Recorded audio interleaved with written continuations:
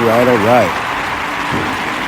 Good to be back on this beautiful Sunday morning, actually Sunday afternoon, depending on where you're at. I'm in Texas. I'm in Starbucks sitting right here. I've just been doing some writing, went to church this morning, had me a wonderful time, and just putting some thoughts down on paper and prepping for another book to release and to put out there. And really it's based on two questions, and I want to ask you those questions. Who do you think you are? Who is it that you believe you are? And why do you believe what you believe about who you are? And, you know, it's definitely not one of those questions that are just probably quickly answered versus, you know, giving it some thought, contemplating, thinking about, you know, because it's a deep question, because we are somebody. And who do you think you are? Who do you believe you are? Do you know who you are? Have you only accepted what others have said about you as far as who you are? Or have you come up with your own ideas and your own concepts as far as what you've imagined yourself to be, who you believe you are? And if you haven't, then I want to help you along that path. And if you have, I want to come and add to and help continue to discover the idea of who you've always been. I think that's the first thing I want to establish this morning or today, is that we're not trying to become. We're not on this hamster wheel in life trying to perform in order to become. We're resting. And the rest that I'm talking about is not a rest where there's no activity. It's more of a rest in our mind that, you know what, I am absolutely valuable right now. I absolutely have worth right now. There is treasure inside of me right now. Not treasure someday if I cross all my T's and dot all my I's, but treasure inside of me right now in this very moment. And by understanding and believing that, it empowers you to be a new you, so to speak. And what I mean by new is not as if you're not that already, but unfortunately, most of us have had labels put on us, and we believe labels about ourselves and wrong ideas. And many of us have no value, have no worth in life. We don't ever see ourselves coming out of all the things that we're experiencing in our present circumstances or in this present moment. And so if we don't understand that those things actually don't have to hold you and keep you bound, that you can start breaking forth into something new, something better in your life, you see. And for me, it's been a 24-year journey of discovering, of realizing, embracing, however you want to define that. It's been 24 years of life or a path of discovery. Discovering of what? Discovering who I've always been. Not who I am trying to become, but who I've always been. And I remember in the year 2000, I heard this voice within me say, Lewis, he said, you are only finding out who you've always been.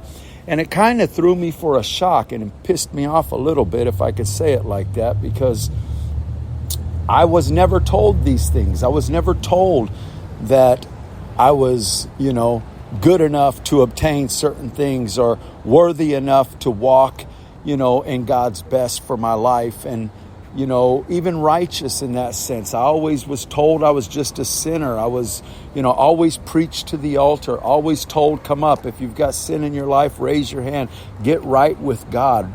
You know, get right or get left. This fear message that pretty much permeated every one of my thoughts and actually got me thinking literally that I could never break free. And I thought everybody else out there had it together except me. I just became frustrated. I became disappointed. I really, in a sense, just threw in the towel and just thought, you know what? There's really not even any hope for me. But one day I got a hold of a tape, and it was called God's Attitude Towards Sin.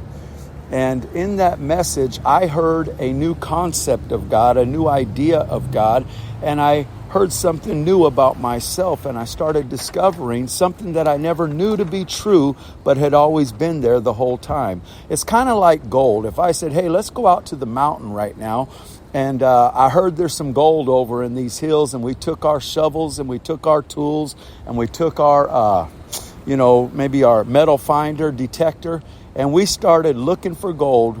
Well, if we were to find gold, when did the gold appear? Not when we discovered it. It's been there the whole time. It's just that we finally have discovered it. And by discovering it, now we can benefit from it. It can actually help us with our life and change some things in our bank account, change some things, with what we're able to do. It'll actually free us up to do some things if we were to find a big golden nugget. Well, I'm here to tell you there is something greater than a golden nugget on the inside of you. It's called life. It's called the treasure within your earthen vessel. It's called God's goodness. Whether you're a believer in God or not, there is life inside of you, my friend. There is so much valuable things going on the inside of you that it takes lies to try to hold you and keep you from being everything that you were destined, everything that God ordained for you to be, everything that you're meant to walk in, everything that you're meant to live and experience, your eyes to see. Don't let anyone tell you any different. You are made for greatness, friend. You are made for victory. You are made to accomplish and to succeed in life. And if you're having a hard time experiencing that, then I would encourage you to start listening to something new. Start looking at something new. Start discovering something new about you. Because in you, there is treasure. In you, there is life. In you, there is abundance. And one thing, no matter what happens with this country, one thing that can never be taken from you is the power of imagination. And so, I had a little interruption there with my phone, but doing this on the cuff, that's the way things go sometimes. But anyhow, so learning to live out of this fullness, learning to live out of this mindset that there's abundance within me. The power to imagine. No matter what happens, no one can ever take away your ability to imagine something better than what you're experiencing right now. In fact, everything that you're ever going to see with your physical eyes all started in the imagination of someone. And when you learn the power of imagination, you'll start imagining things. You'll start having images formed in your own belief system that may be polar to what you've experienced your entire life. You see, if you're one of those that have always beat yourself up, always put yourself down, always thought that, you're not good enough, you can never be good enough, because of this, that, and the other, well, then it's time to start seeing or imagining something different about yourself. You say, well, how does that happen? Well, it can happen in many ways. Some people have the ability to just instantly start imagining things different about themselves. Some people need to hear messages like I'm sharing with you right now that will inspire you, that will kind of grab you right there where you need to be reached and kind of pull you face to face with what I'm saying and open the eyes of your understanding and give you really a spirit of wisdom and revelation and just start finding out, discovering what's always been true. And so, however it is, whatever the method is used, I would encourage you that if what I'm saying to you right now is kind of nudging you, like on TikTok, you got them little nudges, it's nudging you to, that what I'm saying is kind of just like, wow, this sounds good. It's almost too good to be true. Well, that's good news. Good news always is too good to be true in a sense when you first hear it, but then you realize, no, it's not too good to be true. It's what's always been meant for me to hear from the beginning. Unfortunately, a lot of us had to join religious institutions to find out how bad we were and how much we needed to do before we could become. And I'm tired of that system. I have been off of that system for 24 years. I'll tell you, the 6 years that I was part of that, I call it PBR, performance-based religion. 6 years of my life just trying so hard to get it right. I could not get it right. Man, I got embarrassed to raise my hand. I felt like I was the only one out of everybody in the crowd that just couldn't seem to get it done and do it right. And you know what it did? It condemned me. It made me feel like I was just a failure. Like, man, I couldn't even get church right. But one day, like I said, man, I got a hold of the right message. It's called the gospel. It's called the good news. It's called the power of God. It's called learning your identity in Christ and getting a hold of what's always been true about me. And I'm telling you, that message empowered me to be the man that I am today. Can't say I've always hit the target, but I'll tell you one thing. My life has radically, effortlessly changed. Not because I've strived, not because I've gotten it all figured out, but because I have believed a better message about me, a better version of myself.